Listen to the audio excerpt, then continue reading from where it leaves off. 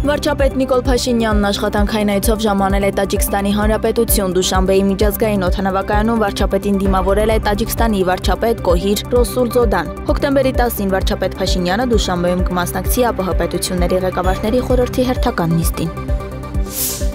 Նիկոլ Փաշինյանը Դուշանբեում հանդիպել է Տաջիկստանի նախագահ Էմոմալի Ռահմոնի հետ, զրուցակիցները քննարկել են հայ-տաջիկական հարաբերությունների խորացման, առևտրատնտեսական կապերի ակտիվացման եւ տարածաշրջանային գործակցության հարցեր։ Անդրադարձ է կատարվել նաեւ Հայաստան-Ադրբեջան խաղաղության գործընթացին, TRIP նախագծին եւ խաղաղության խաչմերուկ նախաձեռնությանը։ Ռահմոնը ողջունել է Վաշինգտոնի հանդիպման արդյունքներով խաղաղության համաձայնագրի նախաստորագրումը եւ հայտնել Տաջիկստանի աջակցությունը գործընթացին։ Վարչապետը Դուշանբեում մասնակցել է ԱՊՀ պետությունների ղեկավարների խորհրդի հերթական նիստին։ Նրա խոսքով Հայաստանի եւ Ադրբեջանի միջև երկարամյա հակամարտությունից հետո խաղաղություն է հաստատվել, որի հիմքում 1991 թվականի Ալմաթայի հռչակագիրն է։ Փաշինյանը նշել է, որ Վաշինգտոնում երկու երկրների միջև նախաստորագրվել է խաղաղության եւ միջպետական հարաբերությունների հաստատման մասին համաձայնագիրը, նաեւ հիշատակել է TRIP հաղորդակցային նախագծի կարեւորությունը, տարածաշրջանային գործակցությունը եւ ԱՊՀ շրջանակներում տնտեսական կապերը խթանելու համար։ Նա շնորհակալություն է հայտնել Տաջիկստանի նախագահ Էմոմալի Ռոհմանին ջերմ հյուրընկալության համար եւ ընդգծել, որ հաստատված խաղաղությունը հիմք է ստեղծում նոր տնտեսական, քաղաքական եւ հումանիտար հարաբերությունների զարգացման համար։ Նիստի ընթացքում երկրների ղեկավարները ստորագրել են մի շարք համաձայնեցված փաստաթղթեր։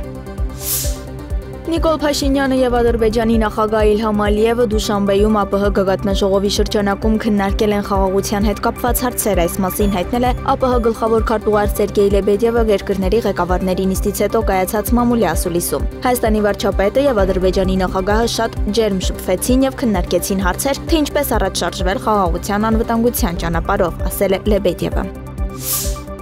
Ազգային ժողովի նախագահ Ալեն Սիմոնյանն ընդունել է Հայաստանում Շվեդիայի նորանշանակ արտակարգ Լիազոր դեսպան Եվա Սունդկվիստին։ Զրուցակիցները քննարկել են ինչպես երկկողմ հարաբերություններին, Հայաստան-ԵՄ գործակցությանը եւ միջխորհրդարանական կապերի զարգացմանը վերաբերող հարցեր, այնպես էլ անդրադարձել են տարածաշրջանային զարգացումներին եւ Հայաստանի ու Ադրբեջանի միջև հաստատված խաղաղության գործընթացին։ Ալեն Սիմոնյանը դեսպանի ուշադրությունն է հրավիրել նաեւ Ադրբեջանում գտնվող գերիների, ապօրինի պահվող եւ անհայտ կորած համարվող անձանց խնդրին։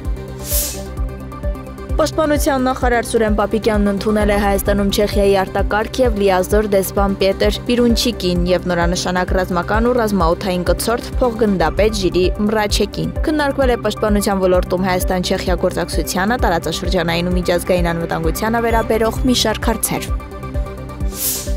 Անկարայում տեղի ունեցել Ադրբեջանի, Թուրքիայի եւ Վրաստանի պաշտպանության նախարարների հանդիպումը, որտեղ անդրադարձ է կատարվել Հարավային Կովկասում վերջին զարգացումներին։ Ադրբեջանի պաշտպանության նախարարը հայտարարել է, որ օգոստոսի 8-ին Վաշինգտոնում Ադրբեջանի եւ Հայաստանի միջև խաղաղության համաձայնագրի նախաստորագրումը կարևոր քայլ է ավելի քան 30 տարի տևած հակամարտության կարգավորման ուղղությամբ։ Զաքիր Հասանովի խոսքով այս պատմական իրադարձությունը նոր հնարավորություններ է բացել Հարավային Կովկասում եւ դրանից դուրս գործակցության համար։ Քննչական կոմիտեի Սյունիքի մարզային վարչությունում բացահայտվել է դեպք, երբ անձը իր բեռնատարով մաքսային հսկողությունից թաքցնելով Հայաստան է ներմուծել 42400 տուփ ծխախոտ, չվճարելով շուրջ 15 միլիոն դրամ ակցիզային հարկ։ Նրա նկատմամբ հարուցվել է քրեական հետապնդում հարկերը չվճարելու հոդվածով։ Պետությանը պատճառված վնասը վերականգնվել է, նախաքննությունը շարունակվում է։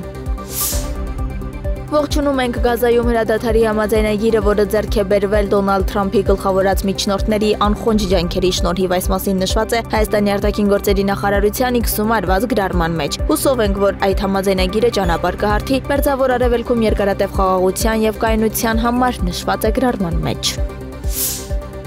Ըստ Reuters-ի Դոնալդ Թրամփի վարչակազմն առաջարկել է սահմանափակել չինական ավիաընկերություններին թռիչքները Ռուսաստանի տարածքով դեպի Միացյալ Նահանգներ եւ հակառակ ուղղությամբ։ Ամերիկյան իշխանությունների խոսքով սա ստեղծում է անարդար մրցակցային առավելություն, կրճատելով թռիչքի ժամանակը եւ վառելիքի ծախսերը չինական փոխադրողների համար։ Նախաձեռնությունը դարձել է Վաշինգտոնի եւ Պեկինի միջև առևտրային առճակատման նոր փուլ եւ հաջորդել հազվագյուտ հողերի արտահանման նկատմամբ վերահսկողությունը խստացնելու Չինաստանի որոշմանը։